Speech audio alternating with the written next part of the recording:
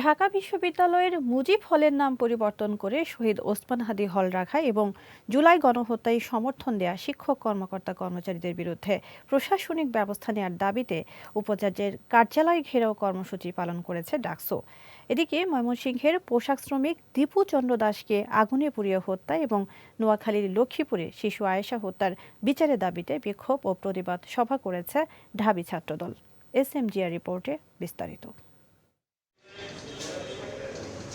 ঢাকা বিশ্ববিদ্যালয়ের ফজিলাতুন্নেসা হলের নাম পরিবর্তন করে ফেলানী হল ও মুজিব হলের নাম পরিবর্তন করে শহীদ ওসমান হাদি হল নামকরণ করা এবং জুলাই গণহত্যায় সমর্থন দেওয়া শিক্ষক কর্মকর্তা কর্মচারীদের বিরুদ্ধে প্রশাসনিক ব্যবস্থা নেওয়ার দাবিতে ভিসি অফিস ঘেরাও ও স্মারকলিপি প্রদান করেছে ঢাকা বিশ্ববিদ্যালয়ের ছাত্র সংসদ ডাকসু। বিকেলে ঢাকা বিশ্ববিদ্যালয়ের ভিসি কার্যালয়ের সামনে বিক্ষোভ সমাবেশ করে pro vice chancellor doctor Saima Haque Bidisha বরাবর স্মারকলিপি প্রদান করে ডাকসু ভিপির নেতৃত্বে একটি প্রতিনিধি দল।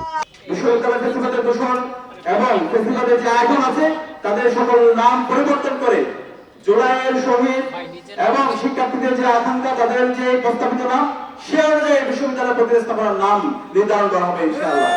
এদিকে ময়মনসিংহে পোশাক শ্রমিক দীপুচন্দ্র দাসকে আগুনে পুড়িয়ে হত্যা এবং নোয়াখালী লক্ষ্মীপুরের বিএনপি নেতা বেলাল হোসেনের বাড়িতে আগুন লাগিয়ে 7 বছরের শিশু সন্তান আয়েশাকে হত্যাসহ দেশব্যাপী মব সন্ত্রাস ও সুষ্ঠু বিচারের দাবিতে বিক্ষোভ মিছিল ও সমাবেশ করে জাতীয়তাবাদী ছাত্রদল ঢাকা বিশ্ববিদ্যালয় শাখা।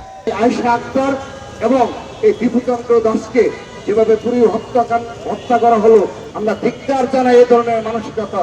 তাদেরকে প্রতিহত করার জন্য আমরা সর্বশক্তি নিয়োগ করব, ছাত্রদল সর্বশক্তি নিয়োগ করে তাদেরকে প্রতিহত করবে ইনশাআল্লাহ।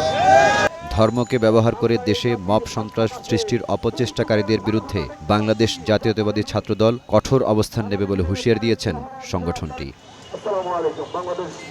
SMGR, green TV, Dhaka.